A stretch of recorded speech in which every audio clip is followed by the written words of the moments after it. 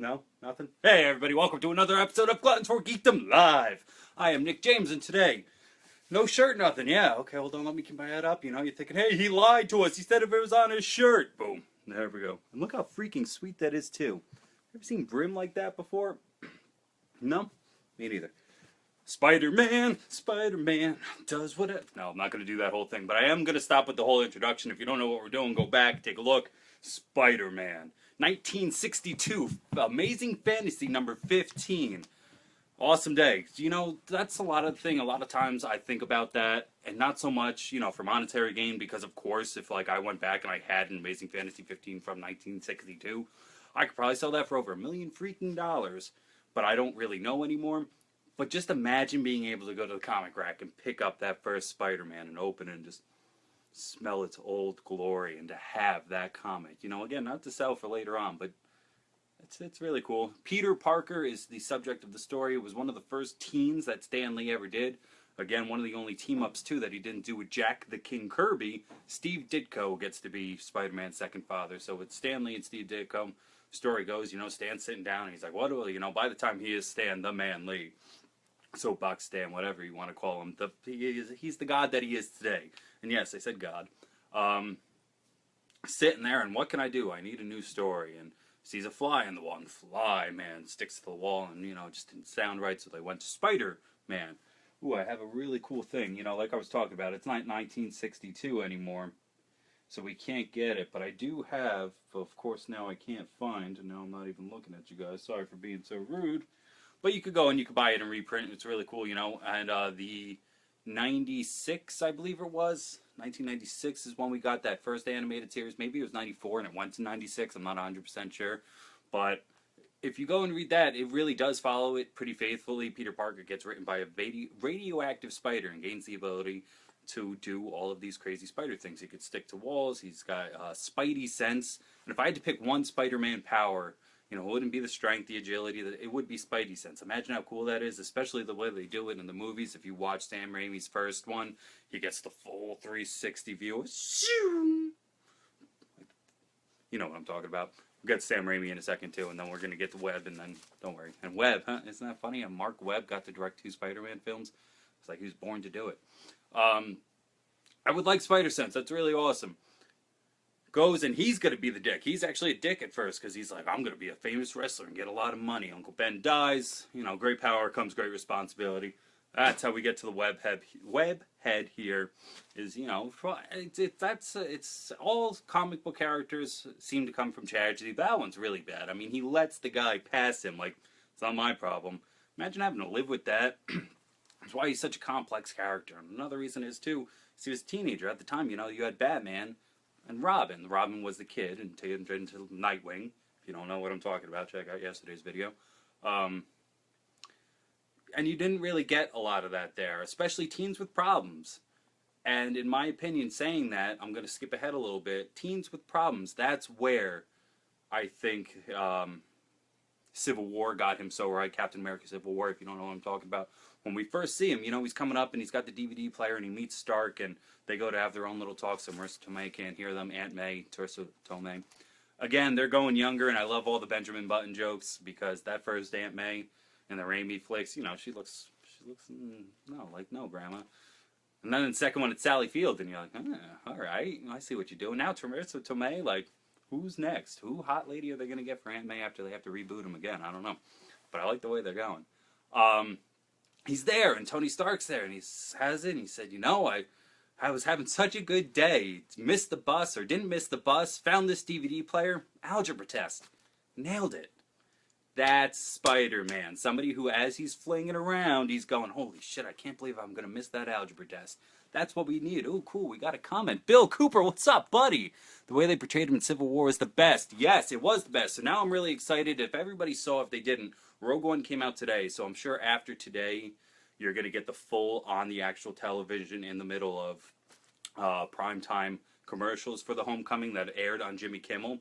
But if you haven't seen it, it looks perfect. I mean, him and his friend are sitting there and they look at who I know is Mary Jane. I don't know why people can't just settle on the fact that Mary Jane's not going to be a white girl. Get over it. It's fine. We could do whatever we want.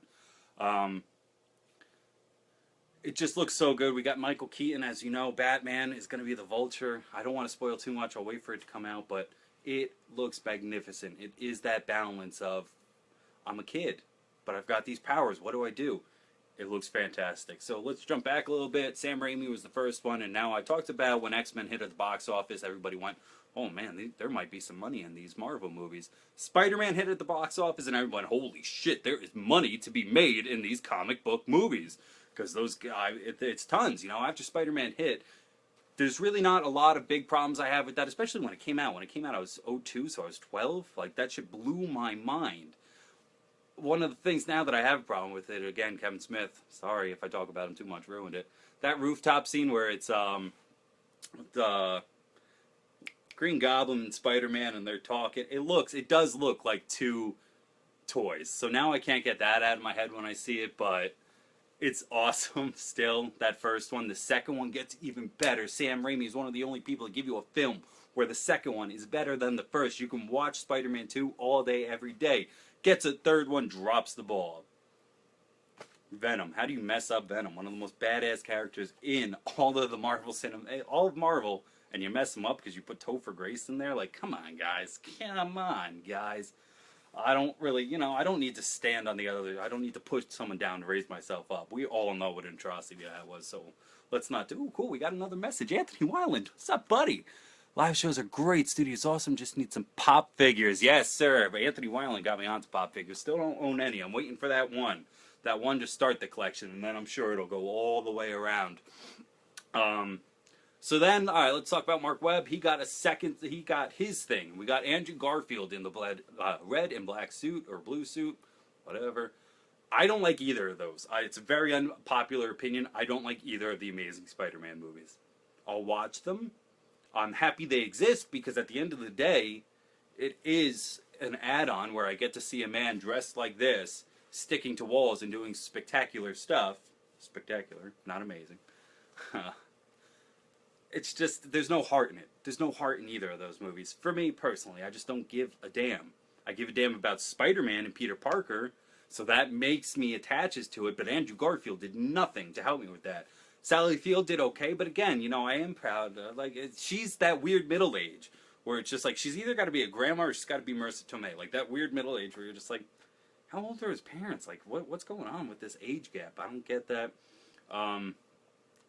The Lizard, everybody had a problem. Not everybody, I can't speak for the entire world, but everybody I've read doesn't really like his look. His face is flat. I mean, we wanted that 96, kind of more, even Killer Croc got the same kind of treatment. It's like, they can have muzzles. That's the point. That's why they're half crocodile, half lizard. We don't call them we could have called Killer Croc just Bad Skin Man. He's a crocodile because they do that and shit.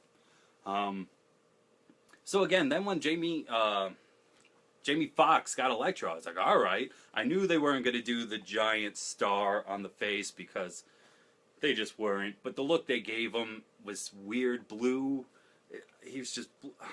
nope. And again, I'm trying not to really push someone down to raise myself up to have content to talk about, but bad. It's just so bad, guys. And then again, they tried to do the Green Goblin. It was the kid that they got from that other superhero movie Josh Trank did. Whoa. I don't know. Josh Trank did it. He's the one who just messed up the Fantastic Four. Again, studio. I'm not going to get into that. We'll talk about that another day. And it was weird. It was weird. But of course, they gave you the beautiful death of Gwen Stacy. Spoilers. It was gorgeous. It looked exactly as if Mark Webb read the comic and went, I want to do this shot for shot. She did the whole fall and I'll do it towards you. It's like 3D, guys. She's falling. It breaks her back. It was gorgeous. It was. It looked really good. That was the only good part. Oh, no. Actually, at the beginning, they had one good joke. The only thing I like about either of those movies, 2 whole movies, one good joke. He's on the front of the car, and Gwen Stacy calls him. He's like, where are you? And he's like, park in 3rd, park in 4th, park in 5th. That's funny. That's all you get. Tom Holland now has it. Very excited. Let's see what the boy can do. Like I said, I'm seeing Star Wars Rogue One tonight, so I'll get to see up on the big screen the Homecoming. We're going to do a special live edition again. Doesn't make it that special considering I'm trying to do it every day, but you know what I mean. I'm going to let you know what I think of Rogue One, spoiler free. I'm not going to let you know anything about it, but I am seeing it. Big Tom Holland. Once we get the preview kind of going around television more, Then I'm going to start talking about it more. Until then, I have been Nick James. This has been Gluttons for Geekdom Live. Yes, if you do not say live with spirit fingers, it does not count at all.